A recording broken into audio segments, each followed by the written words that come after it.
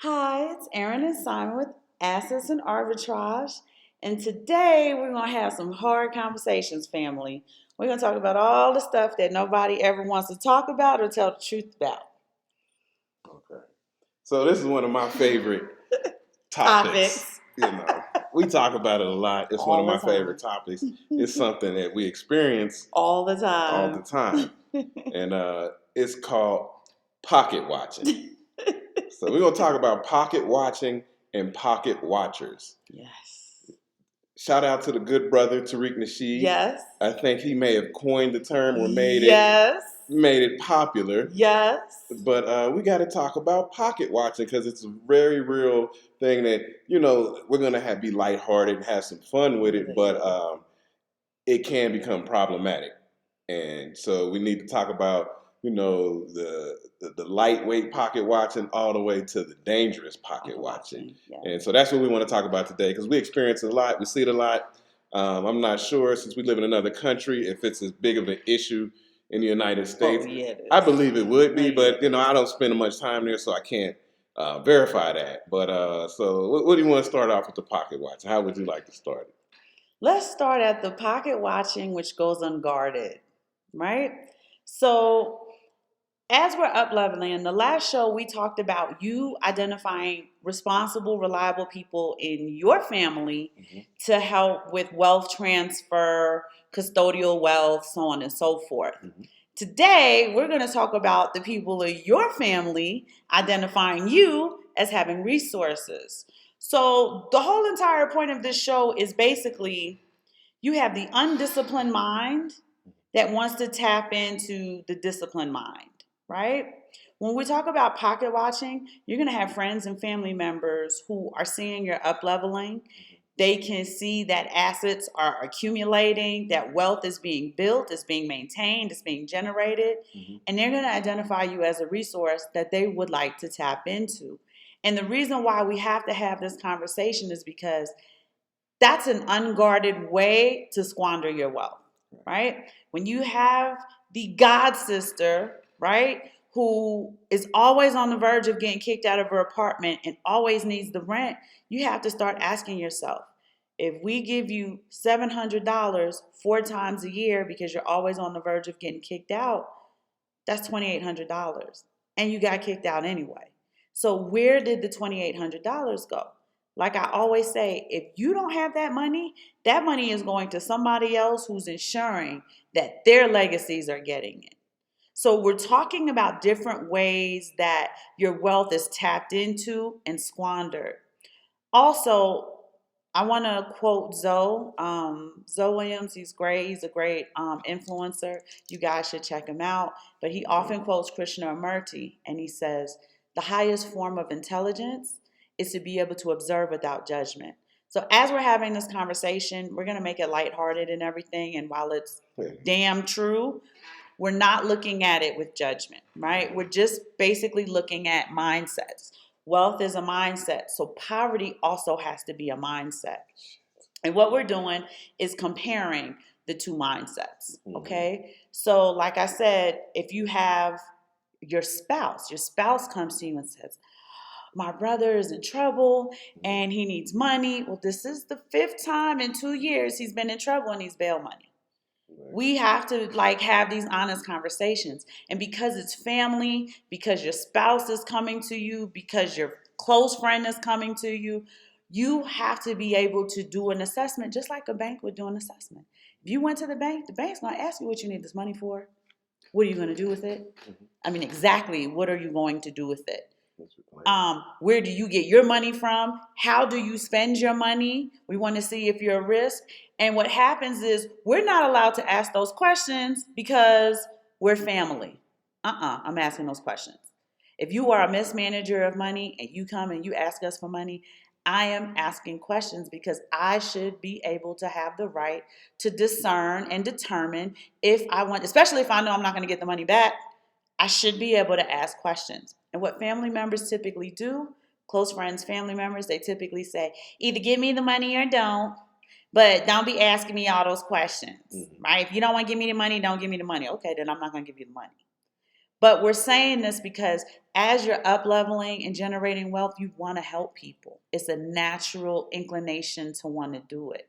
It's also a very easy way to squander a lot of funds that can go towards your plan, your goal, your objectives that you're going to stick with, and not be squandered somewhere for a person who doesn't consider any of those things. The other point I want to make, as you're thinking about these things and talking about these things with your spouses, because if you're prepared, if you get ready and you stay ready, right, you don't have problems. But as you're talking with your spouse about these things, you have to be able to say, we need to have the strength to say no, or if we are going to do this, we have to understand we're not going to get this money back, but we also have to understand that you get one. We're not going to continue to help you when you're going to continue to do whatever you want to do, and then you tap into our resources because we're doing what needs to be done. It's the same as the person who studied all semester long for the final, and then your friend who partied is like, yo, give me the answers to the test. No. Like, you were out partying and having fun, sleeping in. I was studying. I was doing what I needed to do. I'm not giving you the answers. You got to work for them. If you make it to level 9, you can't pull him from level 1. He has to go through the levels himself in order to get to those up levels like you did. And we have a natural inclination when we find hacks and cheats and like, man, I got from here to here. I want to bring y'all with me. They have to take their own journey because they will not appreciate what it is that you're doing. So we want to talk about the family pocket watchers and the friend pocket watchers. And the ultimate takeaway from this discussion, you can help these people 1,000 times. The minute you say no once, they're not going to remember the 1,000 times you helped them. And it really puts into perspective for you. I did all of that. I put all of that money into all of the foolishness you had going on. And the minute I told you no, you don't remember any of that. And you just understand how much of your time, your energy, and your money that you've wasted.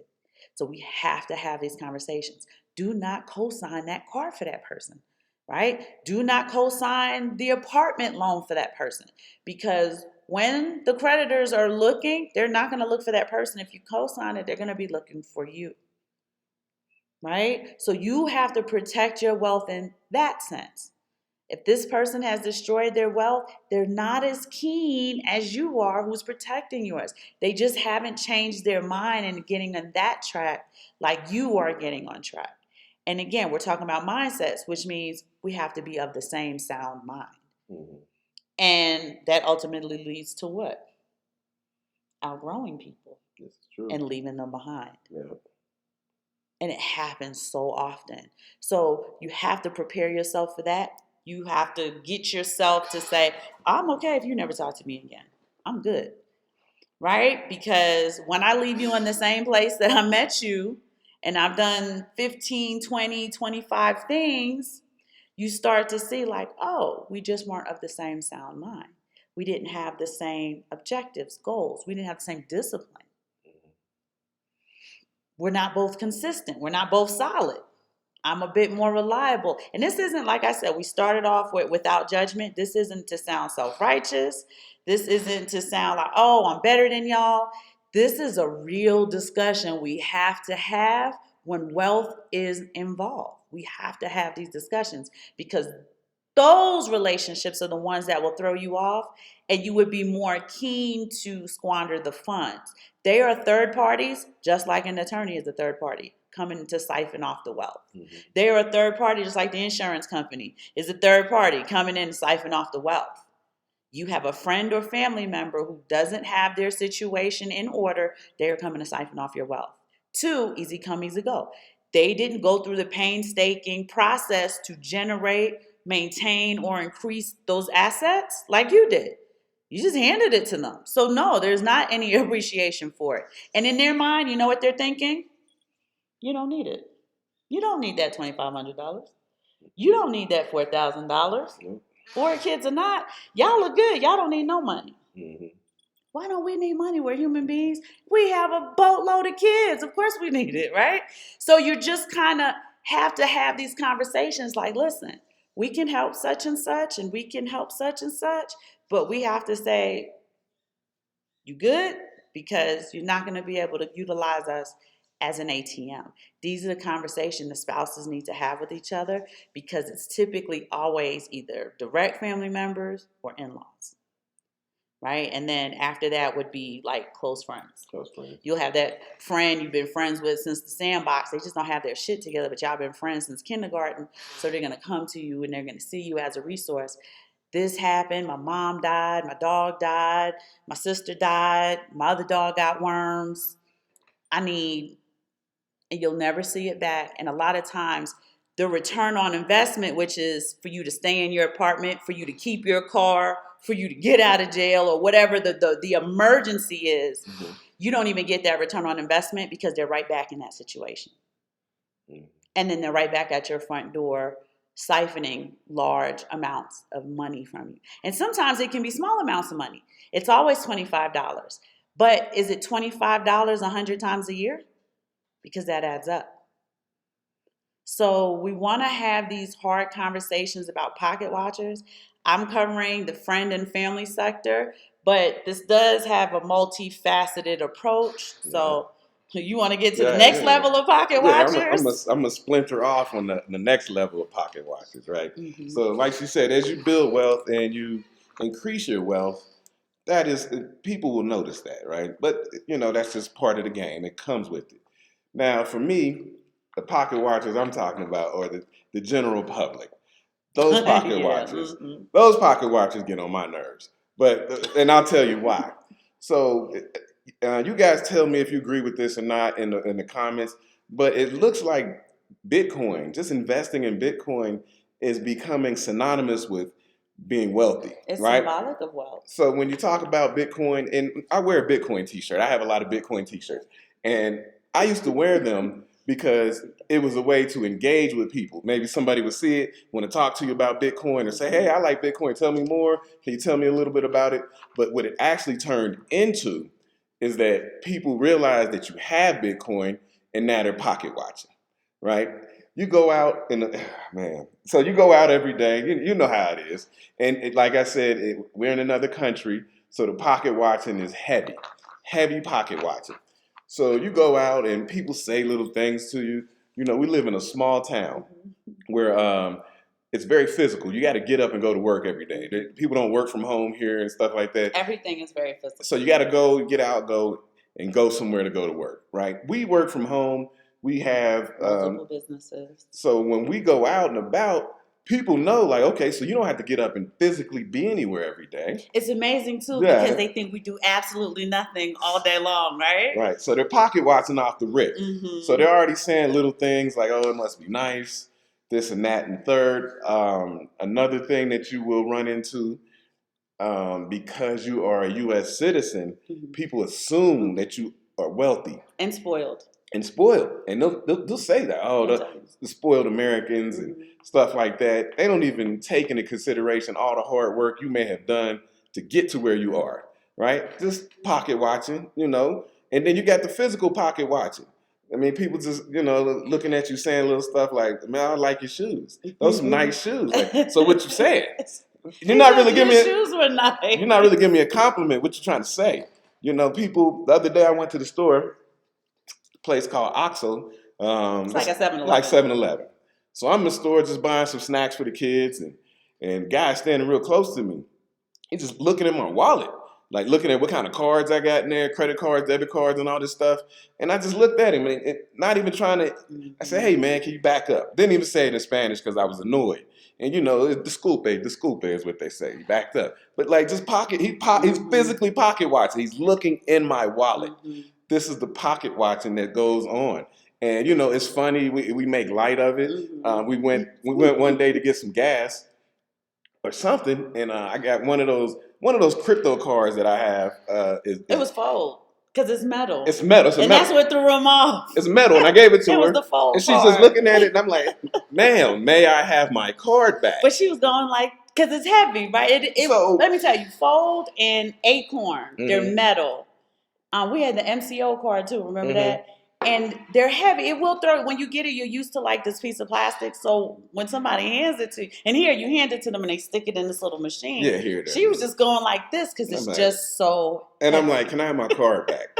See, this is the pocket watching we're talking about. And it's funny, right? But what we're talking about, it can get problematic. We have mentioned on previous shows our good brother, Timothy Reed. Yeah. Rest in peace to that brother. Mm-hmm. They pocket watched him to death. Literally pocket watched him to death. They knew his income. They knew his money that he had in the bank. Mm-hmm. And so everybody just was in on it and set him up. And he ended up being killed behind all the pocket watching. And they kept the money. They kept the asset. For those of you who are new to our show, thank you for joining. Timothy Reed is a gentleman who wanted to purchase a physical commercial not commercial because it's residential, but a multi-family apartment that had a restaurant storefront. Mm-hmm. And it was $250,000. I believe $250,000. Right? So he met this girl online, and she was helping facilitate the transaction, got him in touch with the attorney and all the people who were involved in it.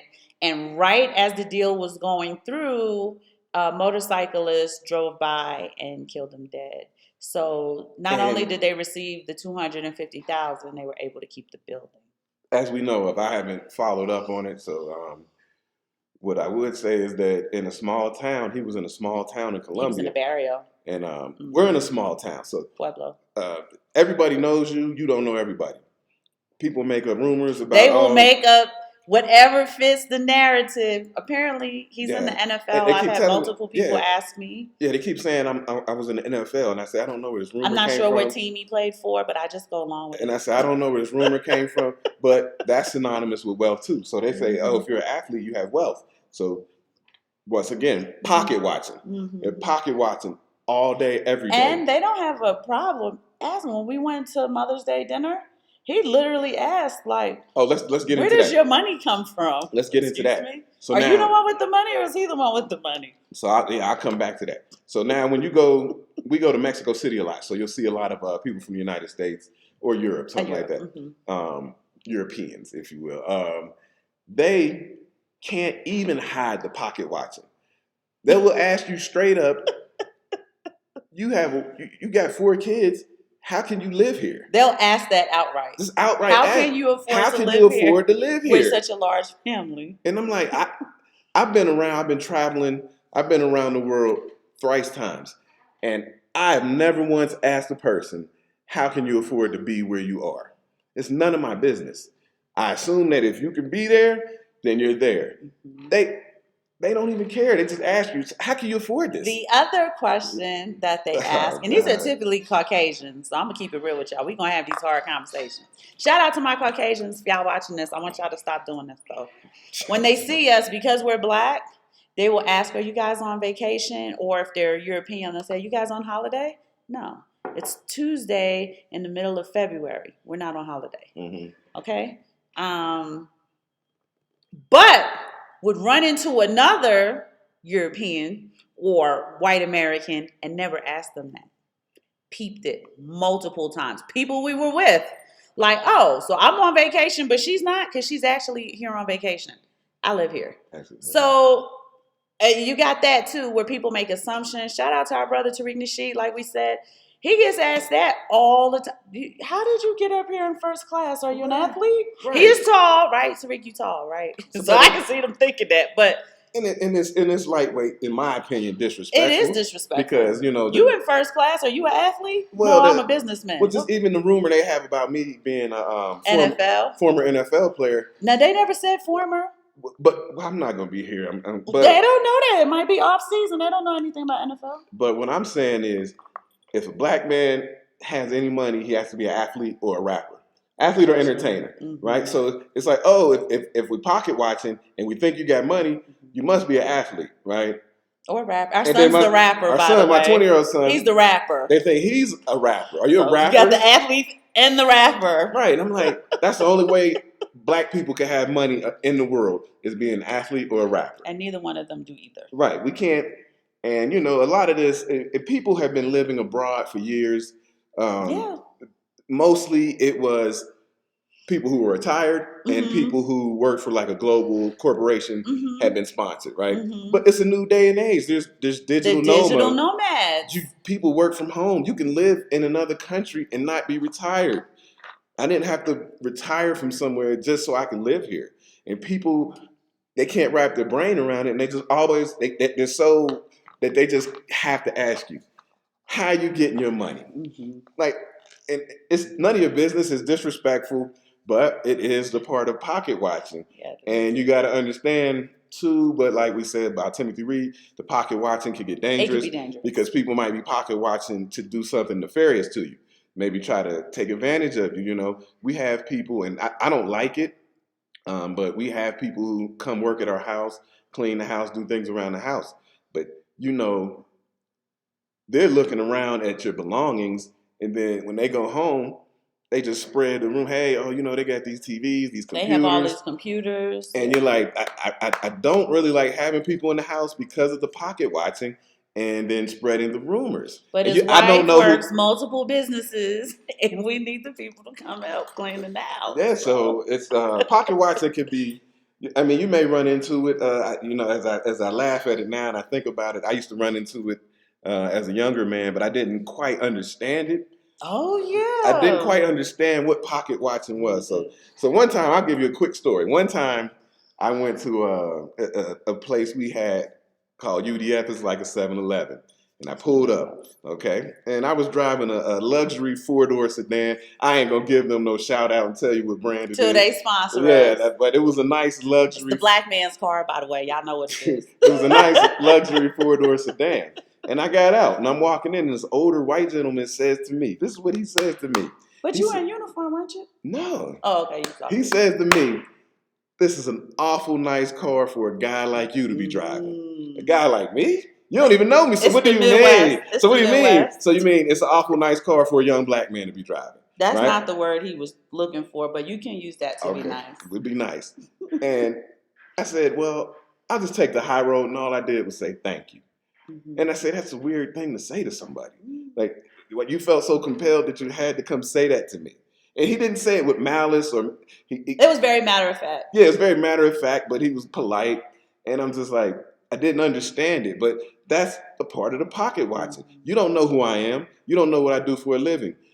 So why are you even worried about the kind of car I drive? And why do you have to say it's a nice car for a guy like me? And you don't know me, it's a nice car for a black man to be driving. Okay, fine. That's the pocket watching I didn't pick up on in my 20s. And you know, like I said, I was a fireman. I had 3 jobs. I made good money. I've always made good money my whole life. We were a young family. We got married very young. Maybe we had a whole family, 23, 24. And when I look back on it, I could say, oh, I could see how somebody that young, you'd be like, damn, they're doing very well for themselves to be so young. But we didn't know that. We were just doing what we thought we were supposed to do. But people were pocket watching the whole time. And I never knew it until I understood the theory of it. And I said, well, people pocket watching all the time now. And, you know, like I said, once you get out the country, I believe it gets worse. I don't spend time in the United States that much, so I can't speak on how bad it may or may not be there, but I'm telling you, get out the country, that's all people doing. And I just want one more point, and that's where Bitcoin comes in, right? You can keep your assets without really showing people, right? So eventually, I'm gonna shit can these Bitcoin T-shirts because I'm tired of people, pocket watching, and I was trying to engage conversations, but it turned into something else, so that's fine. That'll be that, but. People are pocket watching. They just looking like, well, and in these other countries, little things they pick up on that you might not think. Like, you got a nice watch. So what you saying? So you just like my watch, or what you saying? You know what I'm saying? I don't like that kind of stuff, man. But they always tell you when you go to these other countries, kind of be discreet. Cuidado. If you don't wear chains and stuff like that. I do like to wear a watch. I will wear nice sneakers. I just wear normal clothes, T-shirt and shorts. I'm not trying to be flashy or anything. Even the fact that you have a newer make and model car doesn't even have to be a high-end car. Just the fact that you have a newer car makes people think that you might have something, right? And in another country, an SUV, don't matter what the SUV is, it's a luxury vehicle because in Latin America, they're driving what they call cochitas, which are like the punch buggies, little teeny. When I say a teeny tiny hatchback, it can barely fit 4 people, right? So, and you just have to remember what the poverty level looks like in these other countries. Yep. So when you have a family of 6, you need a vehicle that seats 9. Yeah. And it just like, well, how are you guys able to do that here? Well, we do run multiple businesses. Like I have to scream that from the rooftop because as the woman, they assume I don't do anything, right? Mm-hmm. You know, it must be their thing is it's nice that your feet don't touch the ground. So they think that my husband and my son literally carry me everywhere like a queen on a throne. And while I'm treated like a queen, I'll be putting in some work, y'all, right? I am his business partner. He has his strengths, I have my strengths, and that's how we have viable businesses and are able to generate large amounts of income in order to invest. But you know, like, hey, you think he's an athlete? You think I'm at home not doing nothing but eating bonbons like Peggy Bundy? What's going on out here? And the pocket watching is the more assets you collect. Just even talking about assets begets pocket watching. Yeah. So we have our own YouTube channel, and we used to do some kind of videos about physical silver, the history. Check out the silver videos, y'all. And then we had a whole video where we had some silver laid out on the table. And then a couple people had mentioned to me like, hey, that's a lot of silver you guys. I say, so what you saying? See, another time I say, so you know what? We kind of pulled back on that because the videos were for educational purposes. But it wasn't for pocket watching. Yeah. But it turned into pocket watching. So yes, it was to teach you how to put together a silver portfolio, the aspects and facets of silver, from your bullion to your rounds to your MS-70s to the different grading systems. Like it was educational videos, and then we went to dinner one night. But what happened? And they didn't learn anything. They just seen the silver and say, "Hey, you got a lot of silver. Stop pocket watching. I mean, you get you some then." You know, to me, it's very annoying because I see it more and more. People do it so much. And, you know, just in your wealth journey, you're going to just keep an eye out for people who might be pocket watching. You know, black people, unfortunately, like to generally wear their wealth, right? So it'll be, you know, clothes, jewelry, stuff like that. But when you land low and people think you have some kind of different type of assets and stuff, then it's like, hey, oh, what you doing with all that silver? You can ask her. She came from Florida and brought back 1,000 ounces of silver, right? Oh my God. And as she was leaving, a black man working at TSA asked, what you doing with all this silver? He said, what you doing with all this silver, mommy? Like, what you talking about? I can't have no silver. I can't build no wealth for my family. That pocket watching. He said, you somebody's sugar mama? I said, no, I got to take this back to my sugar daddy. They pocket watch you across the board. They do, right? And he was real nice about it, but he was dead serious because I did have to like really tell him. And I was carrying. Yeah, you got to carry the receipts. The receipts because it's delivered to our actual residence that we own in the United States, and we travel back and forth. It's just part of our business. So you like when you travel with those things. That's why we talk about Bitcoin being great, because had that silver been Bitcoin on my little nano ledger, it would have been in my pocket, and that would have been the end of that. It wouldn't have been slung over my shoulder weighing 1 trillion pounds. And then they want to go through it and weigh it, and that's a lot of silver. And what they'll do is they'll cause opportunity through confusion. So if you have 2 or 3 people, now this is on the Mexican side, let me be honest, right? Not on the U.S. side. You'll have more than 1 people going through it, but they're going through it in a chaotic way, in a way to see if they could just slide one for themselves. So at that point, once I had gotten to Mexico, my husband wouldn't have been proud of me because I lost it. You know, you can't just be throwing around my assets and stuff. Yeah. It's valuable. And I know what you're doing, so that makes me even more angry. I had to control the situation, go get a numismatist. They didn't know what that was. I said, then you cannot go through the silver. That is the certified person who can come and tell you exactly what this is and what the value is. Until you produce a numismatist. And they're coins, right? So that's what you really need the numismatist for. Not necessarily for the silver as much as for the coins and the value of the coins.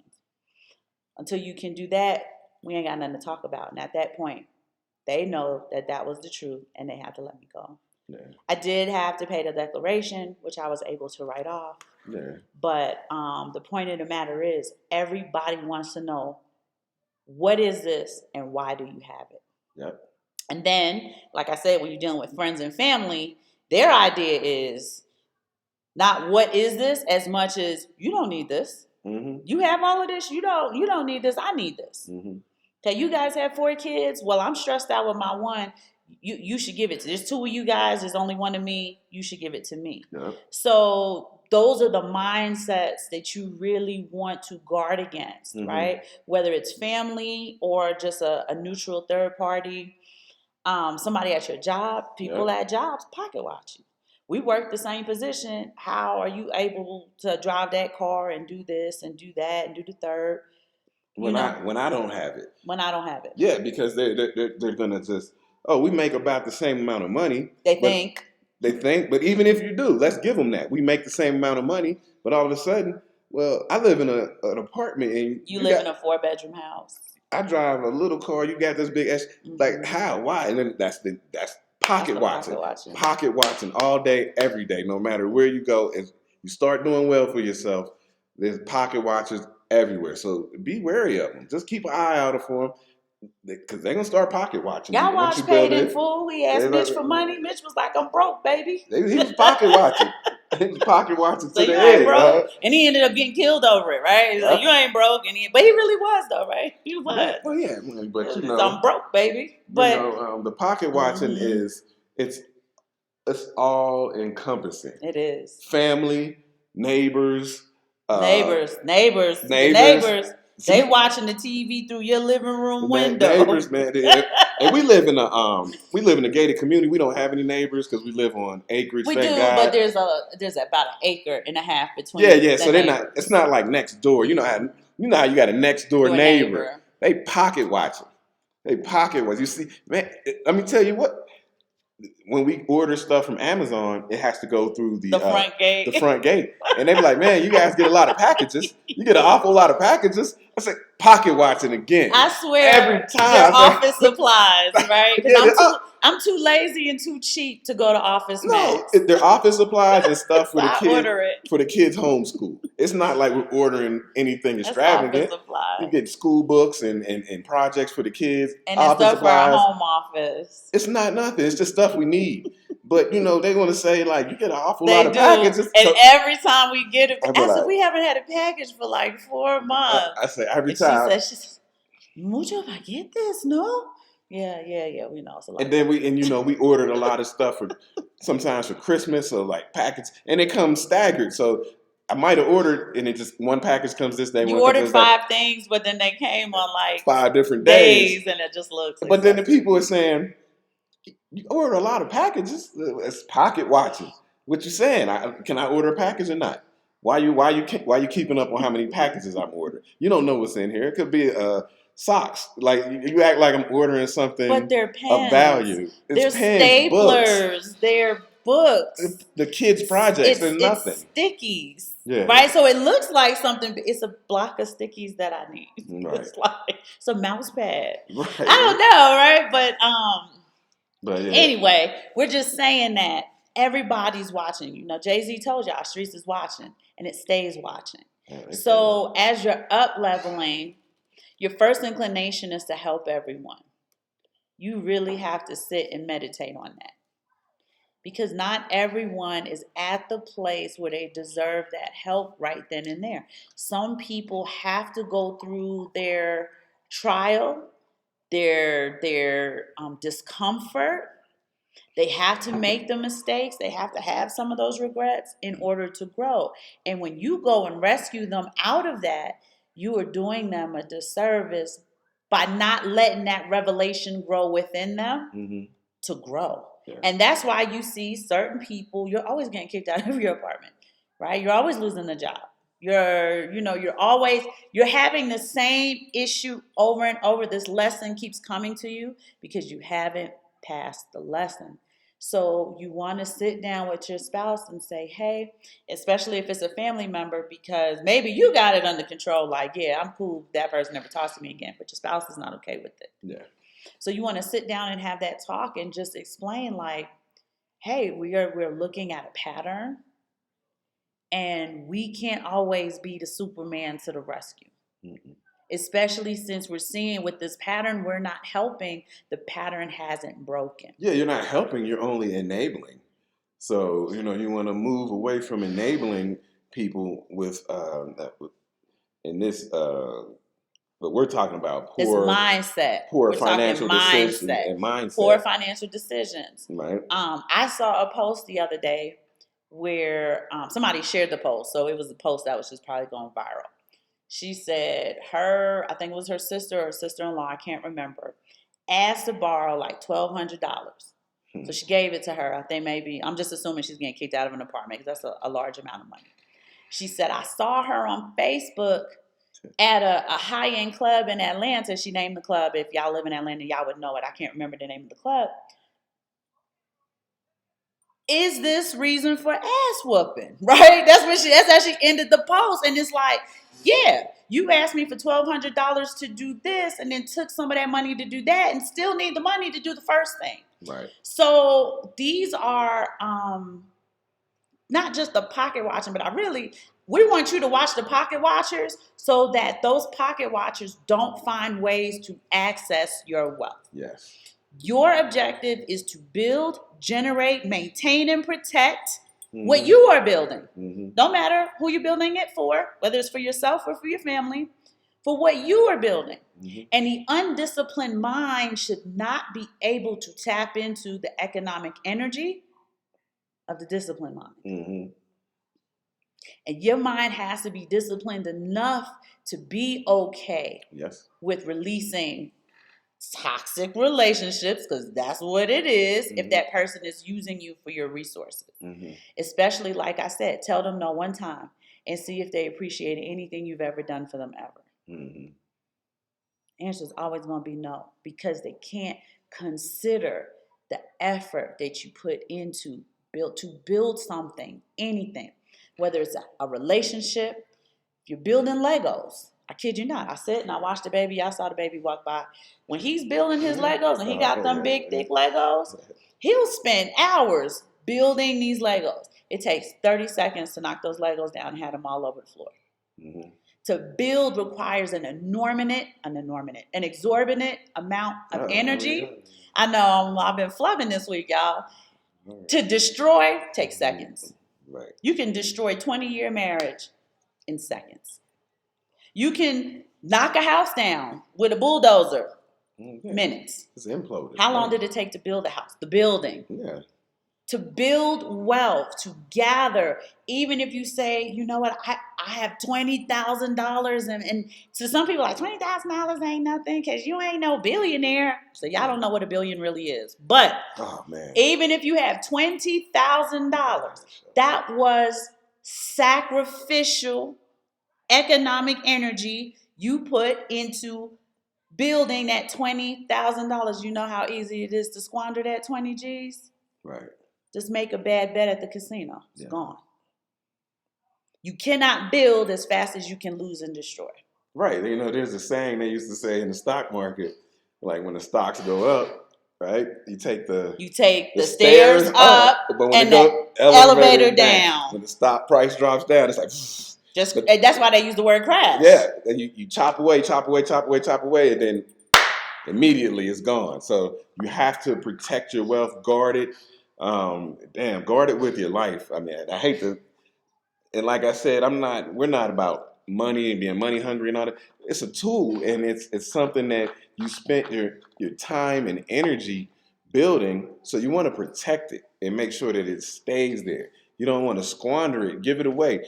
And like she says, what's the saying, little what? Little dirty build big dam. But also, and Hispanics say, poco un poco, little by little. On the flip side, it does the same thing.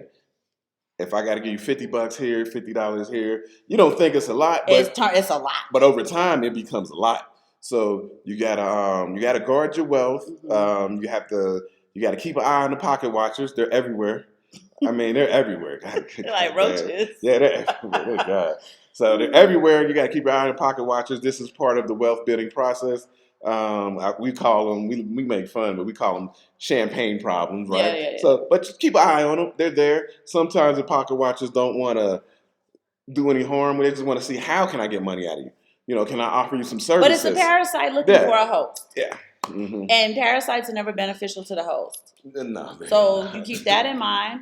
I'm going to make one last point, and then we're going to get you guys out of here. Mm-hmm. In our enthusiasm with crypto and assets and building wealth, we tend to sometimes show people too much. Meaning, you're sitting down with a friend of yours, and you're like, this is how you access the wallet.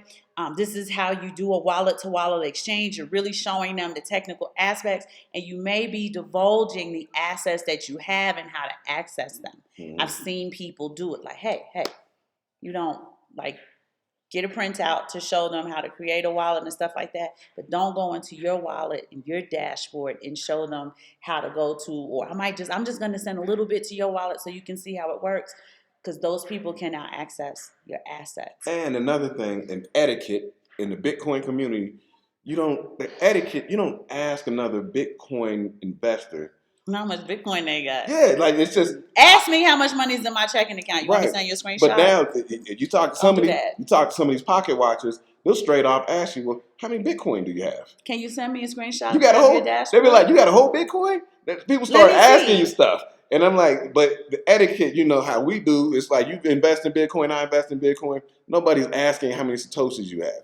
These people, these pocket watchers, will outright ask you, well, how many Ethereum tokens do you have? What? Why? I mean, come on now. And in your enthusiasm, you may answer them, right? Because we're enthusiastic, we're having a conversation, and you're not realizing that this is a person trying to tap into your economic energy. I'm going to keep using that term because I want you to see it as such. These people are trying to tap into your economic energy. They are trying to steal virtue from you. Right? I always bring up my Bible stuff, right? We're going to bring it up. When she touched the hem of Christ's garment, he said, who touched me? There was 50 people hanging off of him, but he knew because she was stealing that energy from him. Mm-hmm. Right? And he's all right, by your faith, you're healed. People are going to do the same thing with your economic energy. They just want to see if they can access it. Mm-hmm. It is an easy way for me to do what I feel like doing, and they're not understanding that you've been doing what you needed to do in order to get to where you are so that you can be in the economic freedom position you've envisioned for yourself and your family. Yep. And these are hard. We're going to keep having these hard conversations people don't like to have. Yep. I know that when I brought up family members who have mismanagement of money issues, names came right to y'all head. I know it did. I bet you can name 5 people right now like, yep, I ain't lending you no more money. We have to guard against these things because they eat away at the wealth just like the system is eating away at the wealth. So I want to tell you, when I say the system, I am telling you that there's a force that wants to take it back, right? It's designed to do that. So you're getting like it's eating away from both sides. So the system is definitely going to eat away at you, right? That's planned. That's going to happen. We expect that. But then you got friends and family who are eating away at you. They want to eat away at it because it looks so easy. You make it look effortless to them. Yeah.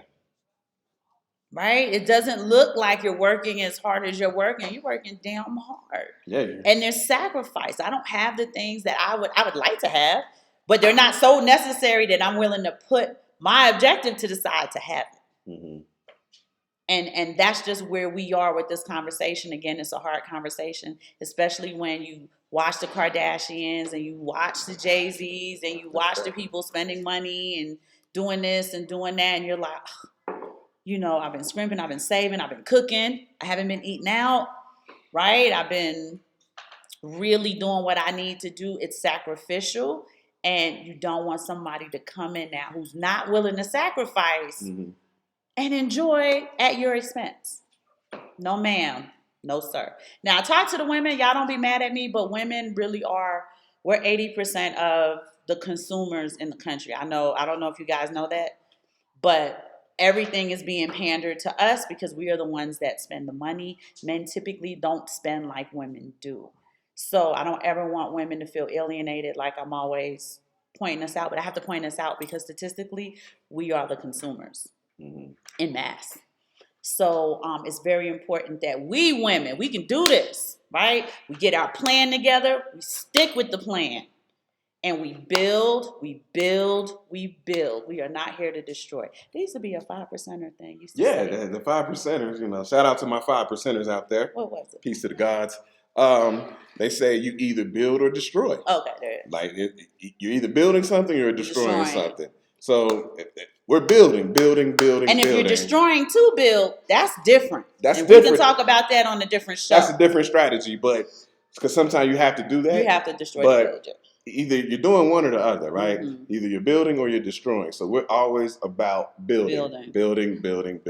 Or we destroy with the intent to rebuild much better. Yep. So we're gonna let y'all get out of here. We went over. We went long. We always go long. Man. Watch the Pocket Watchers. Don't be asking where JJ got all that cash. Yeah, JJ, she's hard, bro. We love y'all. Thank you for joining. Please share our content. If you love us, share it. Keep supporting us. And do me a favor. Oh boy. If you got any show ideas or things you want to talk about, go in depth. Let me know. Let us know so that we can kind of formulate the show. You know, we just spitball and we just kind of freestyle it. But if you have stuff that you want to talk about more, let us know. Emails, or if you want comments. us to dial in something we've already mentioned. Yeah. The I Trust Capital show is coming. It's coming. Right? We got to put these shows together for y'all. It's coming. So we want to make sure we have our SMEs in place. We want to make sure the production quality is where it should be. Yeah. It's coming. Hopefully it'll be available next week. And if you guys have any other questions, please shout out to us. Nappy Ways, we love you. Parabolic P, Sergeant Matt. Y'all be messaging us all the time. Let Freedom Ring. Dear Bit, thank y'all so much for always supporting us, messaging us, chopping it up with us. We love y'all. We'll see y'all next week.